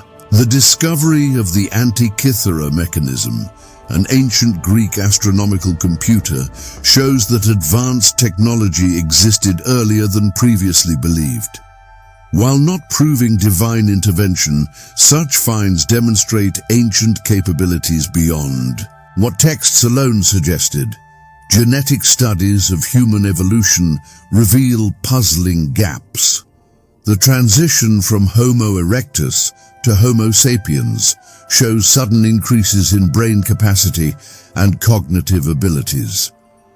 Some researchers suggest this could indicate external influences, though most scientists see natural evolutionary processes. The debate highlights how much we still don't understand about human development. Ancient mining operations present another mystery. The Timna Valley mines in Israel show copper extraction dating to the same era that Jubilees describes metalworking. Knowledge being shared. The scale and sophistication of these early operations seem disproportionate to the tools available. This disconnect between capability and achievement fuels alternative interpretations. The Watcher's association with weapon-making finds echoes in ancient arsenals. The royal armory of Ur contained advanced weapons dating to 2500 BCE, showing early mastery of metallurgy for warfare. The rapid development from stone to metal weapons aligns with Jubilees' timeline of knowledge transfer. While explainable through human innovation, the speed of this transition remains striking. Cultural memory studies suggest that ancient myths often contain kernels of historical truth. The flood narrative appears in cultures worldwide, now supported by evidence of catastrophic flooding around 5600 BCE. If such events could be remembered in myth, perhaps the Way Watchers similarly preserves ancient experiences. The challenge lies in separating possible facts from mythological as giants find some support in archaeology. Unusually large skeletal remains have been reported throughout history, though most lack proper scientific documentation. The Cap d'Oie skeleton, allegedly measuring 7 feet tall, represents one such contested find. While mainstream anthropology dismisses these as anomalies or hoaxes, they keep the giant question alive. Ancient technology sometimes appears anachronistic. The Baghdad battery, dating to the Parthian period, suggests knowledge of electricity long before its modern discovery. The Damascus steel of medieval swords remains unreplicated today. These examples show that ancient peoples possessed skills that challenge our assumptions about technological progression. The Watcher's punishment in the desert parallels ancient quarantine practices. Finding dangerous beings in uninhabited areas resembles how cultures isolated the sick or impure. This similarity might reflect real practices applied to remembered events. The symbolic and practical blend in ancient narratives complicates separating history from metaphor. The Watcher's narrative from Jubilees has found new life in modern spiritual movements, particularly among those seeking hidden knowledge. New Age practitioners often reference these fallen angels as keepers of forbidden wisdom, drawing parallels between ancient texts and contemporary esoteric beliefs. The idea that powerful beings once shared advanced knowledge with humanity resonates with those who believe in suppressed truths. This connection isn't accidental. The Watcher's story provides a framework for understanding why some knowledge might remain inaccessible or dangerous. Occult traditions have adopted the Watchers as symbolic figures representing the risks and rewards of seeking divine secrets. Some modern ceremonial magicians attempt to contact these beings, believing they still hold valuable information. Groups practicing angelic communication rituals sometimes include Watchers in their invocations, though with caution. The appeal lies in the story's core premise, that some truths are so powerful they must be guarded, yet so valuable they're worth pursuing despite the risks.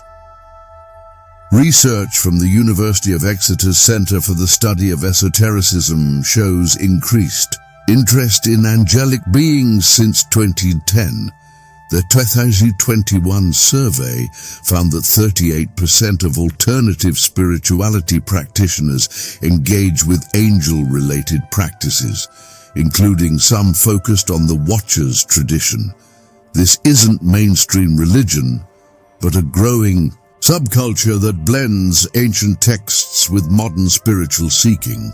The Watchers serve as perfect figures for this movement, divine yet fallen, knowledgeable yet dangerous. The practice of Enochian magic, developed by John Dee in the 16th century, shows how Watchers' mythology evolved in occult circles. Dee claimed to receive communications from angels using a system resembling the language described in the Book of Enoch. Modern practitioners continue these traditions, sometimes incorporating Jubilees' account of the Watcher's teachings. The connection remains speculative, but the thematic parallels are striking. Both involve angels transmitting hidden knowledge to humans. Secret societies have also referenced Watchers' mythology, though evidence remains circumstantial.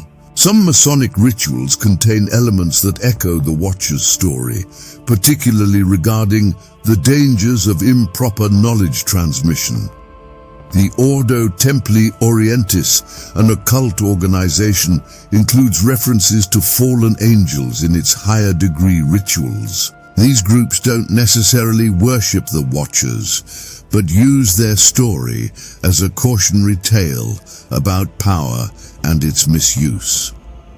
The Watchers' appeal in these circles stems from their taboo nature. They represent knowledge that breaks boundaries. Exactly what seekers of hidden wisdom desire. Psychologists call this the forbidden fruit effect, where prohibited information becomes more attractive simply because it's off limits. The Watchers embody this principle perfectly, making them ideal figures for countercultural spiritual movements. Their ancient story fits modern desires to access what mainstream religion excludes. Channeling practices aimed at contacting Watchers have grown in recent years. Some claim to receive messages from these beings, though their authenticity is disputed. The content typically involves warnings about humanity's path or revelations about hidden history. Skeptics argue these are subconscious projections, but believers take them as evidence the Watchers still influence our world. The phenomenon shows how ancient myths adapt to contemporary studies of these practices reveal consistent patterns. Dr. Egil Asprum's research on modern esotericism notes that angelic rebellion narratives provide a mythic framework for understanding spiritual hierarchies and the risks of transcendence. This explains why Jubilees' account remains relevant. It offers a ready-made story about the perils and promises of seeking divine knowledge. The Watchers become archetypes in a modern spiritual drama about boundaries and their violation. The online spirituality community has amplified the Watchers' mythology. YouTube channels and podcasts discuss them as real entities rather than just ancient myths. Some alternative history websites present the Watchers as ancient astronauts or interdimensional beings. This digital spread has transformed an obscure biblical tradition into a modern conspiracy theory touchstone. The narrative's flexibility allows it to fit multiple frameworks, from the metaphysical to the pseudo-scientific. Contemporary art reflects this renewed interest. Surrealist paintings often depict Watchers as shadowy figures transmitting secrets to humans. Underground comic books portray them as anti-heroes challenging divine authority. These creative interpretations keep the story alive outside religious contexts, allowing it to evolve beyond its ancient roots. The Watchers have become cultural symbols representing rebellion and forbidden knowledge. Some Christian demonology groups warn against engaging with Watchers mythology. They argue that seeking contact with these beings opens dangerous spiritual doors. This opposition ironically increases the tradition's appeal to those drawn to transgressive spirituality. The tension between condemnation and fascination mirrors the ancient Jewish attitude toward the Watchers, both repelled and compelled by their story. Psychological interpretations offer another perspective. Carl Jung's concept of the shadow applies well to the Watchers. They represent aspects of the divine that religion often represses. Modern Jungian analysts sometimes use Watchers imagery to discuss integrating forbidden knowledge or confronting uncomfortable truths. This therapeutic approach strips the story of its supernatural elements while preserving its symbolic power. The Watchers' enduring appeal lies in their complexity. They're not simple villains, but tragic figures who crossed a line. This moral ambiguity makes them perfect for modern spirituality, which often rejects clear-cut categories of good and evil. Their story allows contemporary seekers to explore transgressive ideas while maintaining a connection to ancient tradition. The Watchers bridge the gap between biblical religion and alternative spirituality. The Watchers' rebellion in Jubilees isn't just an ancient myth. It's a pattern that keeps repeating. These powerful beings had everything: divine access, heavenly status, and sacred purpose. Yet they threw it all away for earthly desires and unrestrained ambition. Modern parallels appear everywhere once you look. Corporate executives with billion-dollar companies risk everything for personal gain. Politicians with public trust sacrifice it for short-term power. The Watchers' story shows how power corrupts when accountability disappears. Consider the 2008 financial crisis. Investment banks like Lehman Brothers operated without proper oversight, creating risky mortgage-backed securities. When the system collapsed, millions lost homes and jobs while executives kept their bonuses. This mirrors the Watchers' behavior, using privileged knowledge for personal benefit while others suffer. Both cases show how knowledge without responsibility leads to disaster. The Federal Reserve called it a systemic breakdown in accountability, but Jubilees would recognize it as an old story with new characters. Political scandals follow the same pattern. The Panama Papers revealed how world leaders hid wealth offshore while their citizens faced austerity. These leaders had power meant to serve the public, just as the Watchers had power meant to guide humanity. Both twisted their roles for selfish ends. Research from Harvard's Edmund J. Safra Center for Ethics shows that 67% of major political scandals involve the abuse of entrusted authority. The numbers confirm what Jubilees illustrated. Power isolates people from consequences until it's too late. Tech companies provide contemporary examples. Facebook's internal documents show that executives knew about platform harms, but delayed fixes to keep growing. Like the Watchers teaching dangerous skills, these leaders spread tools without considering consequences. A 2022 MIT study found that 78% of tech ethics violations occur when companies prioritize growth over safety. The parallel is striking. Both the Watchers and modern innovators release knowledge without wisdom, then act surprised when offers another case study.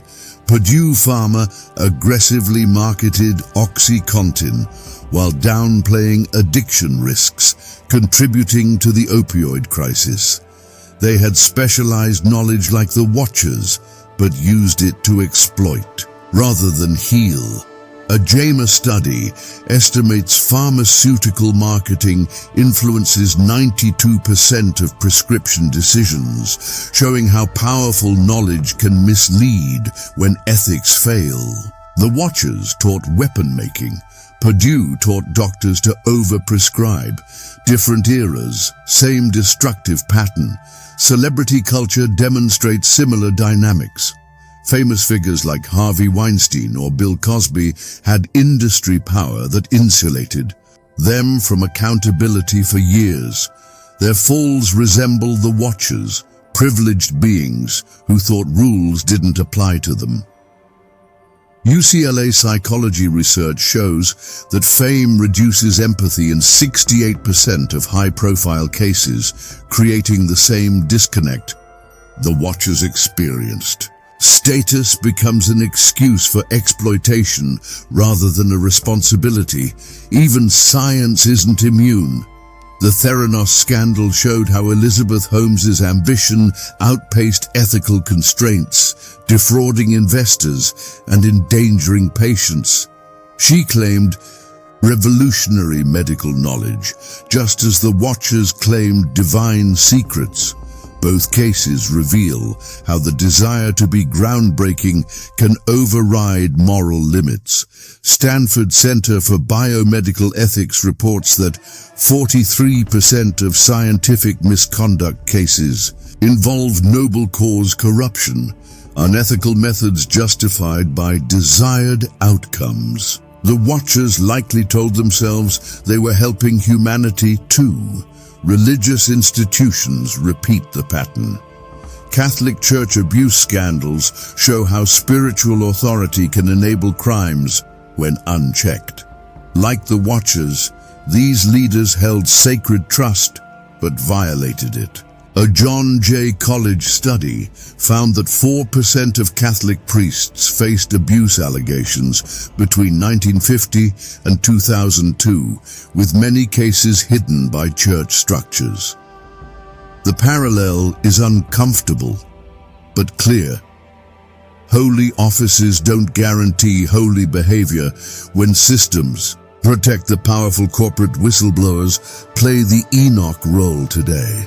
People like Frances Haugen, Facebook, or Sharon Watkins, Enron, expose wrongdoing at personal risk, just as Enoch warned about the Watchers.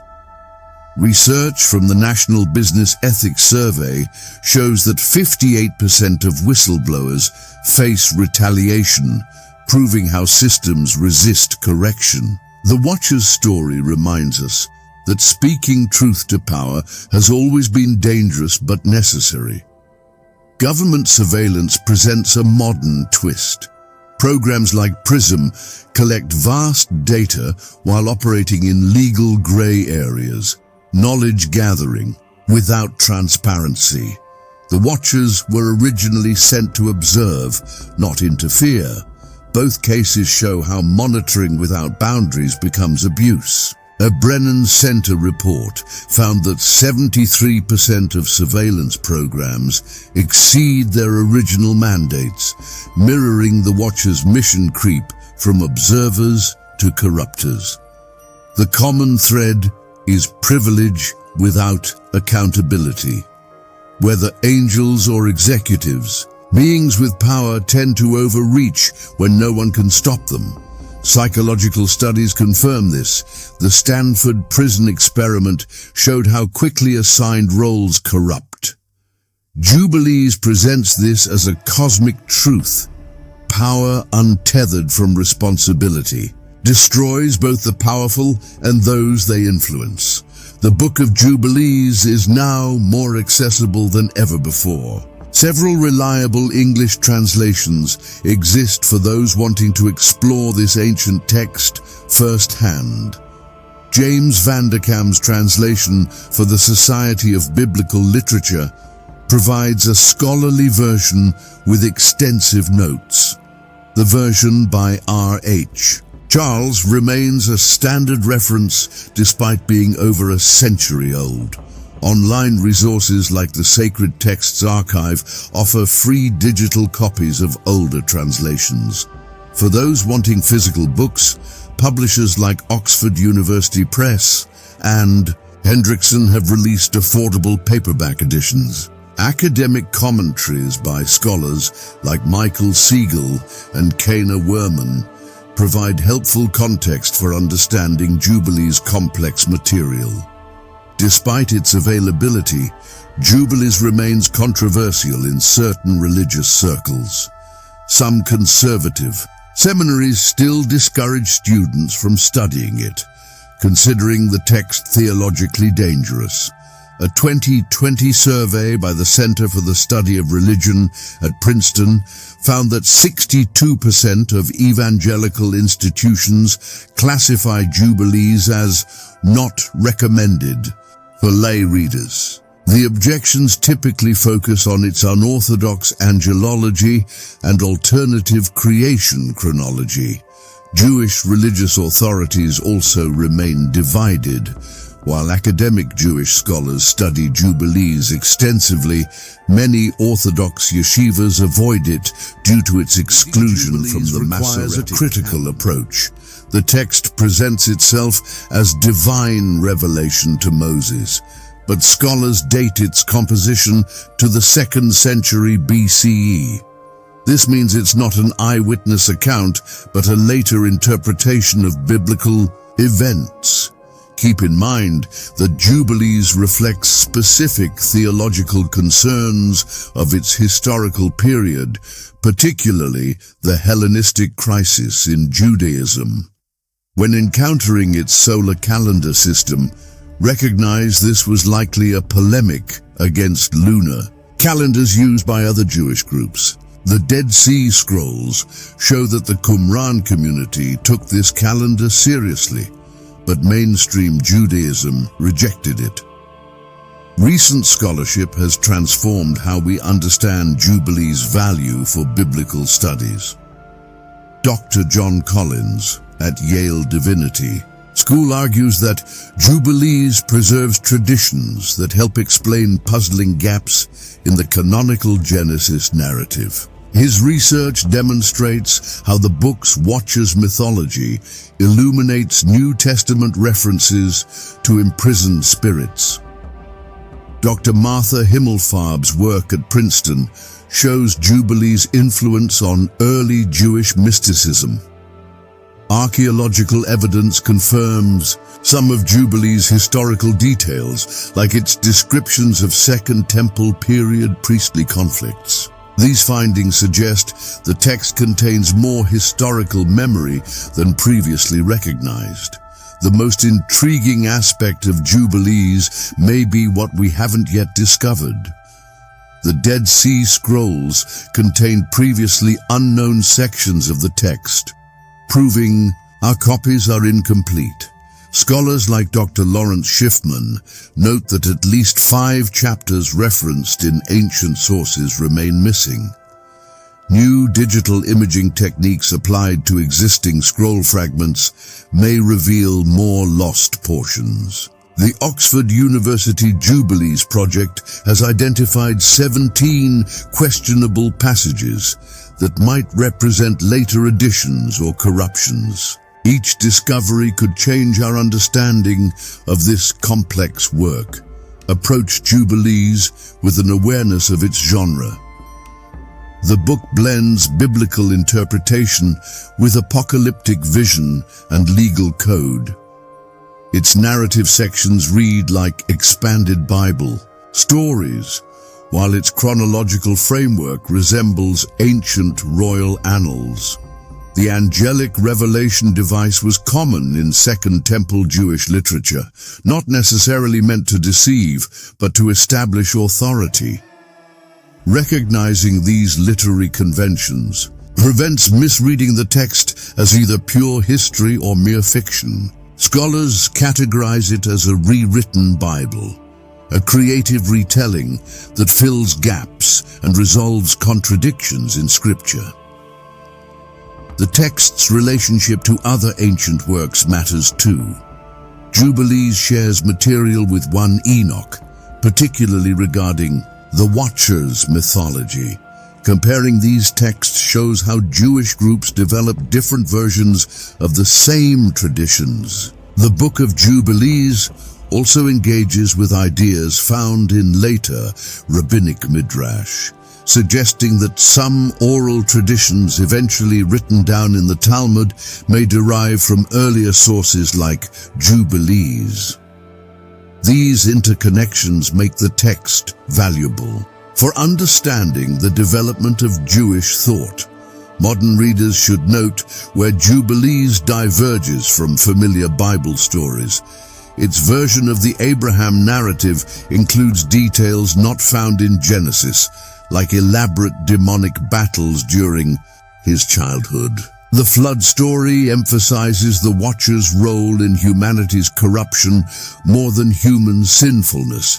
These differences aren't mistakes, but intentional theological statements.